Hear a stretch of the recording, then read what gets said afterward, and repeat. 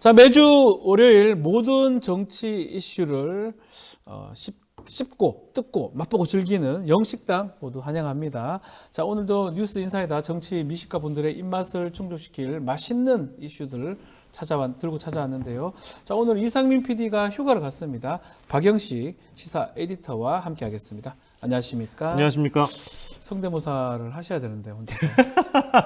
제가 상민 씨의 빈자리를 채울 수 있을지 모르겠지만 아무튼 뭐 제가 알기로는 이상민 PD 말고는 제일 잘하는 걸로 알고는 있는데요. 네. 그렇지도 않습니다. 제가 봤을 때는 저희 같은 일반 사람이 봤을 때는 매우 예. 잘하고 보입니다. 근데 뭐 이제 뭐 매주 예. 아침마다 성대모사 하는 게 너무 고되다면서 힘들죠. 제가 또 예. 휴가를 보내드렸습니다. 잘했습니다. 공동 대표이기 때문에 한 주 네. 정도는 또 에너지 충전을 하고 와야 맞아요. 다음 주에 와가지고 열심히 또 임해줄 것 같아서요. 예. 예. 뭐 또 천공이나 이런 데는 독보적이지 않습니까? 그렇습니다. 예, 천공은 또 우리 상민 씨가 인정해준 네. 대목이 있기 때문에 네. 제가 또 오늘 내용 중에 기회가 있으면 이제 또 천공 한번 소환을 좀 천공 소환을 하도록 하겠습니다. 부탁 좀 드려보겠습니다.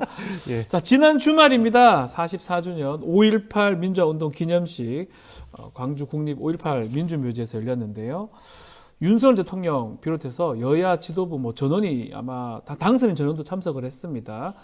혹시 이날 기념식 보셨을 것 같은데 예. 기억에 남는 장면이 있을까요? 저는 뭐 이제 장면이라고 본다면 노무현 대통령 이후에 윤석열 대통령이 아마 3주년 맞습니다. 3번 연속으로 이제 참석하신 거는 이제 처음이라고 하니까 그것 자체로도 의미가 있다. 의미 있는 장면이라고 보는데 다만 이렇게 그 참석 횟수만 꼬박꼬박 뭐 본인이 후보 시절에도 뭐 매번 오겠다라고 밝힌 적이 있기 때문에 그것에 대해서는 동의하고 뭐 올바른 방향이긴 합니다만 일단 메시지에서 좀 부실하지 않았나라는 생각이 분명히 메시지가 보였군요. 좀 들고요. 네. 사실은 근데 이 5.18 기념행사라는 것은 보수정당 출신 전직 대통령들이 제대로 5.18을 보듬지 않았기 때문에 이런 3년 연속 참석이 주목을 받는 거잖아요.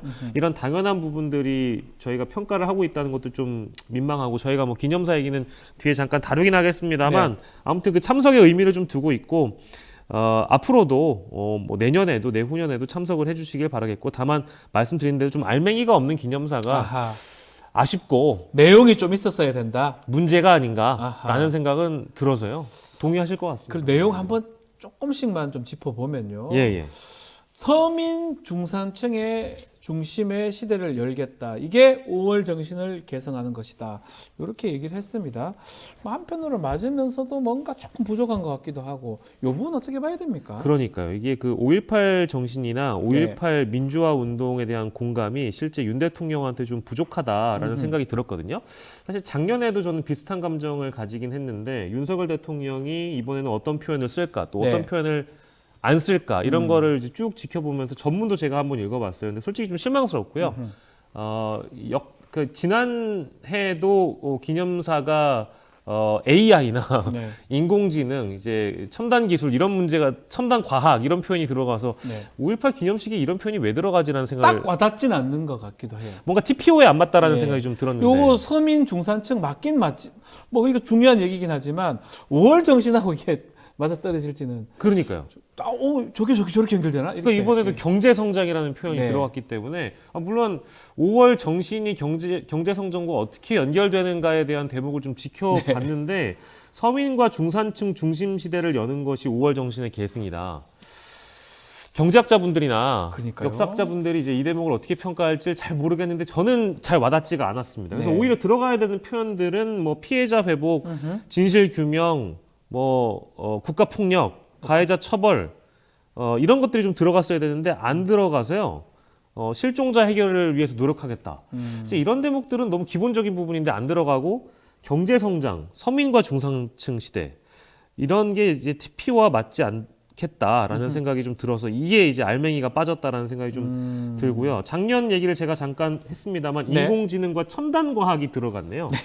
첨단 과학. 작년과 비교했을 때 이번에는 경제 성장이라는 측면이 있어서 아무튼 좀 아쉽고요. 저는 분량에도 좀 신경을 쓰셔야 된다는 생각이 듭니다. 분량이요. 왜냐하면 역대 대통령들의 기념사 중에 가장 짧았던 게 박근혜 전 대통령의 기념사가 첫 번째로 꼽히거든요. 근데 그때 당시에는 박근혜 전 대통령이 공백 없이 837자였습니다. 네. 2013년 기념식이었고요. 근데 윤 대통령은 작년에 했던 5분 분량 861자가 역대 두 번째였고요. 이번엔 세 번째 짧았습니다. 네. 그래서 분량에도 좀 신경을 쓰셔야 되는 건 아닌가? 약간은 맞춰주는 게 맞다. 공교롭게도 그 5분 말씀이죠? 18초였습니다. 예.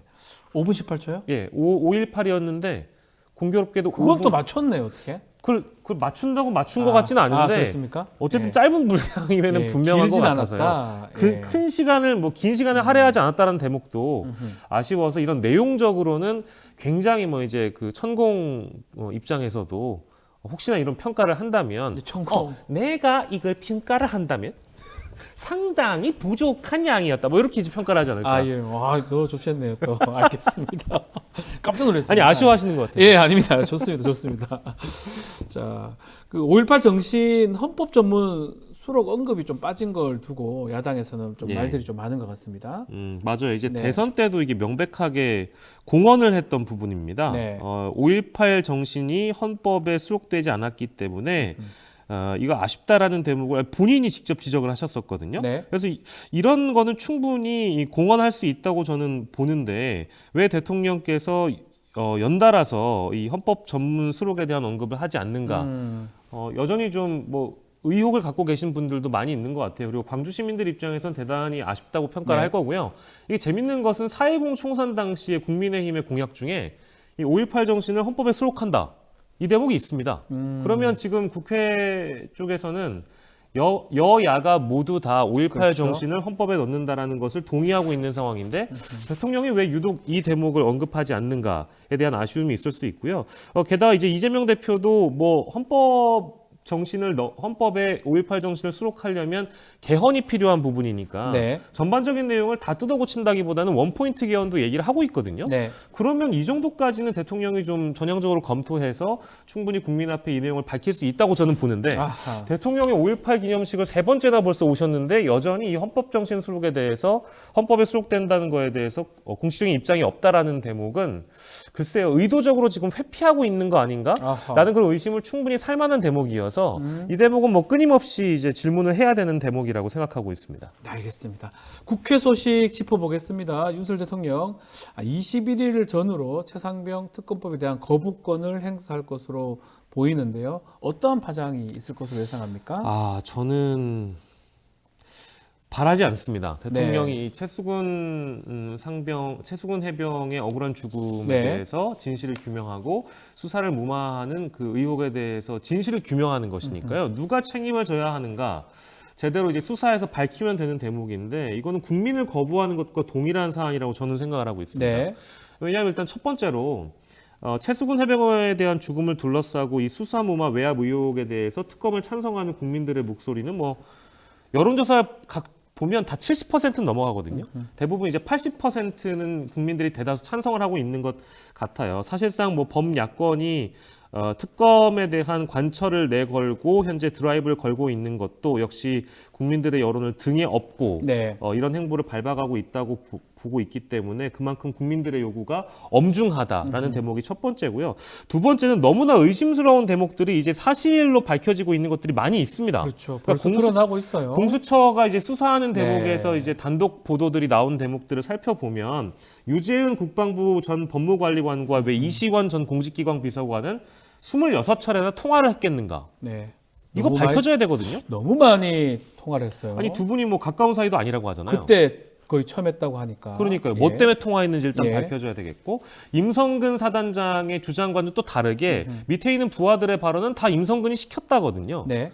그렇다면 누가 최수근 해병의 죽음을 자꾸 덮으려고 드는가에 대한 네. 목을 발표해야 되는 것입니다. 그래서 의혹 정도에 머무는 것이 아니라 대통령실의 전방위적인 수사 무마 외압이 있었던 건 아닌가? 이것을 유무죄를 단정짓자는 얘기가 아니라 수사를 해보자는 건데 수사를 해보자는 건데. 이거를 대통령이 막겠다는 거잖아요. 그럼 이거는 충분히 국민들의 반발을 살 수 있다고 보고요. 네. 그리고 수사를 해보고 의혹을 걷어내자라는 가장 기초적인 상식인 것인데 책임질 사람이 있다면 마땅히 책임을 지자. 그것도 이제 한 사람의 국민, 한 사람의 군인이 네. 돌아가신 부분에 대해서 이걸 밝히지 못한다면 국가의 자존, 국가는 왜 존재하는가? 이제 이 대목을 많은 분들이 의구심을 가질 것 같아요. 네. 대통령께서 이것을 반대한다는 것은 국민들을 반대하는 것과 동일하다. 그렇죠. 그런 세 가지 이유를 좀 들고 싶습니다. 더 나아가서 이번에 만약에 거부권을 행사하게 되면 10번째 거부권 행사가 됩니다. 87년 민주화 이후에 가장 많은 거부권 행사하는 대통령이 되는 건데 그게 국회 입법권이 무력화되는 거 아니냐 이런 얘기도 있지만 지금 상황 자체가 여소야대 국면입니다. 대통령 상황도 좀 본인이 고려를 해야 되는 거 아니냐 이런 지적도 나오는데 이건 어떻게 보십니까? 그 대통령께서는 아마 이제 그런 생각을 하실 것 같아요. 네. 아니 이거 보세요. 예? 아니 제가 가진 그 권한을 활용을 하겠다는 건데. 예? 아우 잘하시네요. 아니 이제 본인이 갖고 예. 있는 합법적 권한이기 때문에 본인의 권한이기 때문에 본인의 대통령의 권한을 네. 활용한다는 거 뭐 합법적인 거 맞습니다. 네. 근데 너무 많이 거부를 하신 것도 사실이잖아요. 네. 그리고 이 법안은 이 특검법은 기존에 있는 거부권과는 상황이 완전히 다릅니다. 야당이 무턱대고 국민들 의견 무시해가지고 밀어붙이겠다는 게 아니고 앞서 설명드린 대로 많은 국민들이 이 특검 통과를 바라고 있는 상황이잖아요. 네. 그러니까 대통령이 국민들과 반하는 결정을 한다는 것이고 전방위적으로 사건 무마 외압 무마 의혹을 두고 있는 사안인데 이게 사실상 수사 대상이 대통령실이고요. 대통령실에 있는 여러 인사들이 전방위적으로 개입한 의혹이 있는데 이거를 본인들이 직접 하고 싶어서 했겠습니까? 네. 누군가가 명령하지 않았겠습니까? 이제 이런 대목은 가장 정점에 있을 대통령이 수사를 받을지도 모르는 사안. 네. 대통령이 윗선으로 지금 의심을 받고 있는 사안인데 본인이 이걸 거부한다는 것은 기존에 있었던 뭐 방송상법, 노란봉투법, 양곡관리법, 간호법 이런 것들에 대한 거부권과는 차원이 다른 문제예요. 차원이 다르다. 이해가 충돌할 수 있다. 이 말 아닌가요? 그렇습니다. 이해 충돌 여지가 있기 때문에 이런 대목은 기존에 있던 거부권과는 완전히 다르다. 네. 그래서 합법적인 권한 맞는데요. 그렇다면 국회에서도 야당이 뭐 여야 합의나 수사기관이 이것을 수사하고 있으니까 지켜보자라는 논리를 대통령이 갖고 있잖아요. 기자회견 때 이미 밝힌 바 있는데 국회에서도 여야 합의가 안 되면 야당이 패스트트랙으로 네. 올리는 것 또한 합법적인 권한입니다. 그러면 대통령의 거부권이나 야당이 밀어붙여서 국회에 상정시키고 표결을 통해서 대통령의 거부권을 거부할 수 있는 권한도 마찬가지로 합법적인 권한이기 때문에 이거는 뭐 양쪽 다 합법적이어가지고 법적인 문제가 전혀 없는 부분이어서 네. 만약에 이 대목에서 대통령의 거부권이 거부된다면 대통령은 또 어떤 반응을 보일 것인가 이런 대목도 좀 지켜봐야 된다고 보고요. 아무튼 이건 뭐 대통령의 허락을 받고 말고 할 문제는 저는 아니라고 생각됩니다. 네. 국민들의 의견이 충분히 녹여들어간 특검법이라고 생각되고요. 대통령이 과연 실제 거부를 하실진 모르겠습니다만 저는 이러면 안 된다. 안 했으면 좋겠다. 안 했으면 좋겠다. 라는 생각 가지고 있습니다. 자, 전은영님께서 질문을 주셨어요. 궁금합니다. 대통령이 다 거부하면 무조건 거부가 되는 건지요? 거부권에 제한할 수는 없나요? 거부권 무제한인가요? 라고 하는데 이건 제가 이제 법률 공부를 하고 있는 변호사니까 또 말씀을 드리면 헌법상 대통령의 권리고요. 권한이죠. 권리, 권한. 그리고 제한이 없습니다. 그렇기 때문에 계속할 수 있고 다만 그거 거부권 행사된다 그러면 3분의 2 이상 국회 출석 의원의 3분의 2 이상이 찬성을 해야지만이 그 거부권을 통과해서 다시 제의가 될 수가 있는 상황이라고 말씀을 좀 드리겠습니다. 근데 이게 뭐 본인이 실제 수사 대상일지 모를 네. 사안에 대해서 거부를 한다는 것은 저는 이건 뭐 이해 충돌 여지도 있지만 직권 남용이라고 보고요. 네. 앞서 뭐 말씀드린 대로 이게 뭐 유무죄를 저희가 판단하자는 얘기가 아니지 않습니까? 의혹이 있다면 수사를 받고 특검을 거부하는 자가 범인이라고 얘기했던 분들이 누구였는지를 네. 다시 한번 상기해봤으면 좋겠습니다. 알겠습니다. 자, 이번 주부터 22대 국회 전반기 원구성 협상에 본격 돌입하게 되는데요. 최대한 협의를 해가지고 배분하겠다 이렇게 방침을 밝혔는데, 자, 특히 이제 법사위 또 운영위원장 상당히 대립하고 있는 상황입니다. 순탄하게 원구성되지 않을 것이다 이런 예측들이 있습니다. 예. 뭐 쉽지는 않을 것 같습니다. 네. 왜냐하면 뭐 지금 22대 국회 앞두고 대치정국이라는 게 지금 이어지고 있고 네. 여전히 뭐 지금도 뭐 격심한 분위기니까요. 네. 더 앞으로의 상황은 더 이 갈등이 극에 달할 수 있을 상황이어서 원구성 협상에 대한 분위기도 그걸 고스란히 반영하지 않을까라는 생각이 들고요. 네. 말씀해 주신 것처럼 이 지금 법사위, 운영위 자리가 양쪽의 대전제입니다. 아하. 우리가 가져간다. 네. 국민의힘은 법사위 운영위를 관례상 국민의힘이 가져가야 된다는 게 대전제고요. 무슨 소리냐? 국회법에 따라서 우리가 결정하겠다라는 것이 더불어민주당의 입장이어서 서로 협상이 어려우면 네. 당연히 국회의장이 중재하고 이제 결정할 권한이 있는 게 또 국회의장이어서 일단 우원식 국회의장 후보의 입장을 좀 봐야 될 것 같아요. 네. 근데 6월까지도 일단 못을 박았습니다. 예. 6월 안에 안 되면 국회법을 따르겠다는 거거든요. 국회법에 따르면 또 과반으로 한다면 그러면 뭐 지난 민주당. 20일 때처럼 운영위원장을 다 민주당이 가져가는 그런 상황이 생길 수도 있나요? 뭐 위원장, 운영위뿐만 위원장, 아니라 뭐 상임위원장? 법사위까지도 예, 상임위원장 가져가지 않을까라는 생각이 아. 들고 지금 일부 보도를 보면 더불어민주당이 의석수 반영해서요. 네. 11대 7 아하. 배분하는 방안이 일단 첫 번째 검토 18개 아닌데 상임위원장 중에 11대 7로 한다. 11개가 이제 민주당 거겠죠. 예. 근데 그 11개 안에는 당연히 대전제인 운영위와 법사위가 법사위가 다 들어가야 있고, 된다라는 예. 것입니다. 이건데 만약에 이게 안 되면 국회의장과 협의해서 상임위를 전부 다 가져가겠다. 네. 국민의힘이 안 하겠다면 우리가 다 해버리겠다라는 그런 일부 의견도 있는 걸로 알고 있는데 여론을 감안한다면 그건 쉽지 않을 것 같고요. 그리고 마지막으로 제가 지난주에 민주당 핵심 관계자하고 얘기를 좀 나눠봤는데 상임위원장을 일단 적게 가져와도 상관없다. 그러니까 11대 7에서 우리가 7이어도 상관없는데 이 안에서는 반드시 법사위와 운영위는 우리가 가져간다. 국민의힘 아니요, 민주당. 민주당? 예, 아. 절대 원칙이라고 합니다. 아하. 개수는 상관없는데 무조건 우리가 민주당에서는 법사위와 운영위는 관철하겠다라는 것이 입장입니다. 쉽게 될지 한번 지켜봐야 될 것 같은데 자 이런 가운데 국민의힘 얘기 좀 해보면요. 총선 참패 책임 한동훈 전 위원장이 있냐 없냐 이런 논쟁이 계속 이어지고 있는데 한동훈 위원장이 오랜만에 정부 정책 현안에 대해서 공개적인 목소리를 냈습니다. 국가 인증 통합 마크 KC 마크 미인증 제품에 대해서 해외 직구를 금지한 정부 조치 이거에 대해서 뭐 SNS인가요? 통해서 내용을 얘기를 했습니다. 과도한 규제 아닌가라고 입장을 냈었는데 여러 가지 해석이 나오고 있습니다. 어떻게 봐야 됩니까? 그러니까요. 이제 한동훈 전 위원장은 SNS를 통해서 네. 저기요, 제가 직구를 해봤는데요. 예? 하세요. 오늘 이상민 PD가 없기 때문에 그 역할을 해야 됩니다. 예, 그러니까 저도 해외 직구를 해봤는데 네. 과도한 규제입니다. 아, 우리 정부는 혁신적으로 네. 규제를 혁파해야 합니다. 아하. 뭐 이런 정도의 이제 뉘앙스로 네. 말씀을 하셨더라고요. 네. 근데 그 주체가 대통령을 비판하기보다 정부의 입장을 밝혀서 그걸 역비판하는 정도의 수준이어서 네. 한동훈 전 위원장의 SNS 메시지가 뭐랄까요, 좀 심심한 느낌은 분명히 있는 것 같습니다. 심심하다는 거는 뭐 강하지는 않지만 강하지 않습니다. 그렇지만 또 이렇게 나 현안에 대해서 의견 제시합니다. 예. 이런 의미도 있다고 봐야 되지 그러니까요. 않습니까? 이제 뭐 저는 예. 이제 KC 미인증 제품에 대해서 정부가 해외 직구를 막겠다고 선언한 이후에 지금 나흘도 안 돼서 이걸 철회한 것을 보면 얼마나 국민들의 여론이 좋지 않았는지를 정부 관계자들도 다 파악을 했다고 보고요. 네. 더불어 사실은 이거 이제 정책이 발표됐을 때 이미 많은 전문가들이 이건 좀 말도 안 되는 예. 정책이라고 쉽지 않다 비판이 나왔었고 이랬었는데. 그래서 뭐 해외 직구를 사실상 이런 식으로 막아버리는 거는 네. 국민 공감대가 이미 서 있는 상황이었다. 네. 그래서 한동훈 전 위원장의 심리는 누울 자리를 보고 누웠다고 저는 생각을 하고 있습니다. 보고 누웠다. 예. 국민들의 여론을 충분히 파악을 했기 때문에 네. 나온 입장이라고 보고요.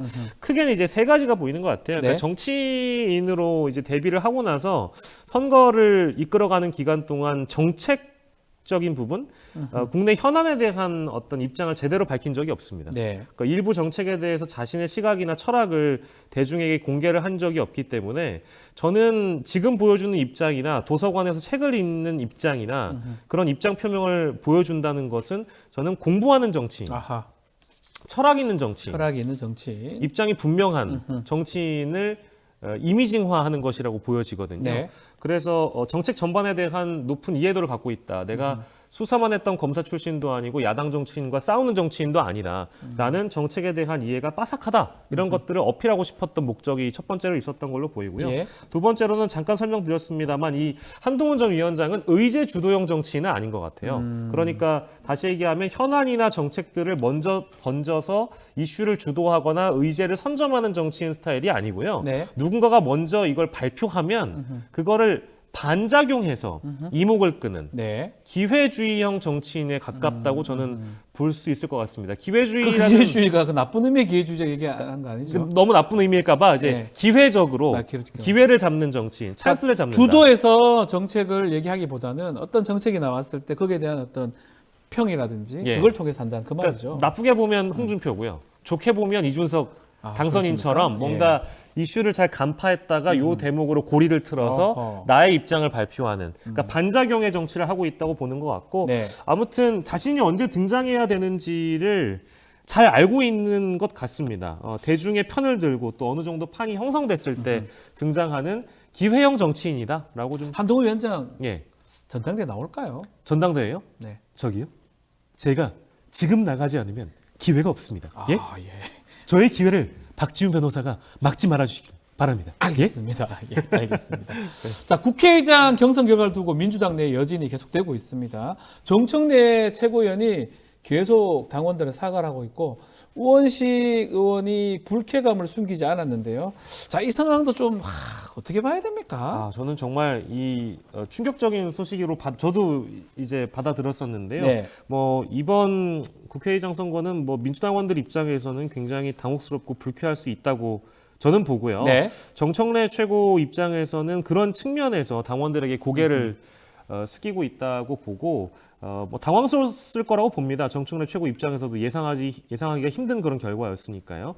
근데 당원들이 분노하는 이유는 이미 이재명 체포동의안 가결 사태 당시 어떤 트라우마 때문에 그런 것 같다고 저는 보고 있고요. 그때 당시에 당심은 이재명 대표를 지켜야 된다라는 당심으로 흐르고 있었는데 일부 이제 과일에 비유되는 그런 의원들 때문인지 모르겠으나 놀랍게도 충격적인 결과를 받게 됐잖아요. 그랬죠. 체포동의안이 가결됐기 때문에. 근데 이번에 총선 이후의 상황은 좀 다를 거라고 다들 예상했을 겁니다. 왜냐하면 그 이제 과일에 비유되는 의원들께서 네. 탈당을 하셨고 다른 탈당을 하거나 뭐 공천을 받지 못했죠. 그런 상황이기 때문에 효력이 없을 거라고 봤는데 이번에 결과가 우원식 국회의장 후보로 당선되는 결과로 나아가다 보니까 그 충격이 당원들의 탈당 릴레이, 탈당 의사 반영에 이제 어느 정도 무게를 실리고 있다고 보고요. 저는 뭐 당원들 입장에서는 뭐 충분히 그렇습니다. 미워도 민주당을 찍겠다라고 몰아준 것들이 있는데, 몰아준 부분이 있는데 이런 결과를 받아들였다는 거에 대해서 민주당이 늘 민주당의 주인은 당원이라고 이제 표방을 하고 있습니다만 결국 의원들은 다른 심보를 갖고 있었다라는 걸 확인을 하면서 아마도 단연 압도적이었던 당심과는 다른 결론을 받아들면서 이 사태를 어떻게 풀어갈지 아무튼 민주당 내부에서 고민이 클 거라고 보는데 네. 다만 제 개인적인 입장을 잠깐 말씀드리자면 네. 추미애 당선인의 어떤 개혁성을 우원식 국회의장 후보가 가지진 못했겠지만 그래도 그에 못지않은 정치력을 가진 인물이라고 평가가 되고 있기 때문에 시간을 두고 좀 지켜볼 필요는 있는 것 같습니다. 네. 실제 우원식 당선인의 이런 의사들을 보면 입장 발표들을 보면 개혁성이나 어떤 전투력은 그에 못지않은 입장들로 또 보여져서 네. 시간을 두고 저희가 좀 평가를 해봐야 되지 않을까요? 싶습니다. 아마 민주당원들이 아마 지지자들이 이렇게 불만을 가지는 거는 그렇게 당심이 이렇게 반영이 되는데도 반대의 결과. 뭐 우원식 지금 국회의장 당선자가 뭐 잘못한다, 뭐 못할 것이다 이 불만보다는 왜 이 민의가 반영이 안 되냐 이런 게 컸던 것 같아요. 그러다 보니까 일부 강성 당원들은 경선 결과 관련해서 투표 명단 공개하라. 예전에 이재명 대표 그 체포동의안 가결 때도 이런 일이 있었거든요. 또 탈당 인증 글도 나오고 있고요. 근데 이게 좀 과도하다 이런 지적도 있습니다. 어떻게 보십니까? 뭐 이제 과한 측면도 네. 있겠습니다만 뭐 이분들의 심정을 제가 모르진 않을 것 같고요. 네. 충분히 이해되는 마음이 있고 앞서 설명드린 대로 얼마나 이제 배신감을 느끼고 계신지 민주당 게시판을 봐도 뭐 어마어마한 분노가 느껴지기도 하고요. 각종 커뮤니티, 특히 이제 민주당색이 강한 커뮤니티를 찾아가 보더라도 일부 실제 탈당을 인증한 당원들도 계신 것 같고 그걸 고민하고 계신 분들도 많이 보입니다. 다만 지난 체포동의안 가결 사태 때와 마찬가지로 이런 투표를 누가 했느냐를 공개하는 요구가 마찬가지로 있지만 여기 가능하진 않죠. 가능하지도 않고 이게 실제 가능한 영역처럼 커뮤니티에는 누가 이랬을 것이라고 명단도 네. 일부 돌아다닙니다만 이제 억울한 희생자들을 또 나올 수도 그때 있기 기억이 때문에 납니다. 전 아닙니다라고 이렇게 예. 또 했던 의원들도 있었거든요. 그럼요. 이번에도 이제 그런 사태들이 예. 또 발생될 수도 있어서 희생양을 만들지 않고 이 사태가 좀 자연스럽게 마무리됐으면 좋겠습니다만 네. 이 노력은 사실 이재명 대표나 또 우원식 국회의장이나 또 최고위원들이 나서서 직접 이 과한 부분들을 좀 위로해드릴 수 있는 방법들을 마련해야 된다고 보고요. 네. 어디까지나 다시 한번 강조하는데 국회의장인 우원식 의장이 어떤 행보를 보여주는지가 네. 가장 중요한 대목이고 당원들의 의견과 반한 공당은 존재할 수가 없는 것이지요. 저는 뭐 원칙적으로는 그렇게 생각을 하고요. 다만 이런 분위기는 체포동의안 가결 사태 때처럼 시간이 또 해결해주는 네. 측면도 분명히 있기 때문에 조금 지켜봐야 될 것 같습니다. 자, 그리고 김건희 여사 얘기를 좀 해보겠습니다. 며칠 전 외교 행사에서 모습을 또 드러냈는데 이번에는 또 석가모니 살이 관련해서 반환 관련해서 지금 공개석상에 좀 모습을 드러냈습니다. 이제 본격적 외부 활동하는 거 아니냐라고 이렇게 관측도 되기도 하고요. 또 야당에서는 수사부터 받아야 되는 거 아니냐라는 입장도 보였습니다. 김건희 여사의 공식적인 행보 어떻게 봐야 됩니까? 저는 뭐 김건희 여사의 외부 활동이나 네. 공식적인 활동을 찬성하는 사람입니다. 찬성합니까? 다만 예. 아무 설명이 없이 5개월 만에 이렇게 등장하셔가지고 네. 설명, 해명, 그 어떤 변명이나 설득도 없이 그냥 이렇게 활동하신다는 것은 일단 순서에 맞지 않고요. 네. 왜냐하면 11월 27일에 디올백 보도가 있었고 12월에 해외 순방을 다녀온 이후에 갑자기 두문불출하신 거잖아요. 네. 근데 그런 대목을 국민들이 충분히 의구심을 갖고 있습니다. 왜 김건희 여사가 갑자기 사라졌는지. 국내뿐만 아니라 해외 외신들도 사라진 퍼스트 레이디라는 제목의 기사들을 만들어낼 정도로 도대체 왜 이런 행보를 보이는지에 대해서 의문이었거든요. 근데 갑자기 검찰 고위급 인사 이후에 네. 이런 행보가 시작이 되고 특히 캄보디아 석상 공식 오찬 행사에 등장하고 169일 만에 공식 대중 행사에 나온 거잖아요. 그렇죠. 그러면 설명이 뒤따라야 된다고 봅니다. 특히 아하. 대통령이 나서서 기자회견에서 현명하지 못한 아내의 처신이라고 언급을 하면서 네. 사과를 하고 있습니다라고 언급을 했습니다. 그러니까 김건희 여사가 사과를 하고 계신다는 건지 아니면 대통령이 직접 사과를 하고 있다는 건지는 잘 모르겠지만 이건 실제 가방을 받은 본인이 네. 왜 그 가방을 받았는지 그 가방은 어디 있는지에 대한 설명을 할 필요가 있거든요. 네. 게다가 또 하나의 에피소드를 언급하자면 심지어 내일입니다. 검찰에 대통령 기록물로 분류될지 모르는 최재형 목사가 선물한 책도 발견이 됐고 네. 심지어 김영삼 대통령이나 전두환 대통령의 회고록을 선물 받았었잖아요. 김건희 여사가. 이거를 재활용장에서 발견한 어떤 변호사. 네. 이 변호사가 검찰에 출석을 한다는 겁니다. 이런 대목들이 있는 상황에서 김건희 여사는 아무런 설명이 없다. 네. 받은 디올백은 어디 있는지 모르고 받았으나 대통령 기록물일지 모를 그 저서들은 재활용종에 가 있고 이런 것에 대한 의구심이 전혀 해결되지 않은 채 공식 행보를 재개한다는 것은 저는 국민들의 의구심만 더 증폭시킨다고 보고요. 그리고 더불어서 김건희 여사에 대한 특검 문제 이런 네. 것들이 전혀 매듭지어지지 않은 상황에서 공개 행보를 한다.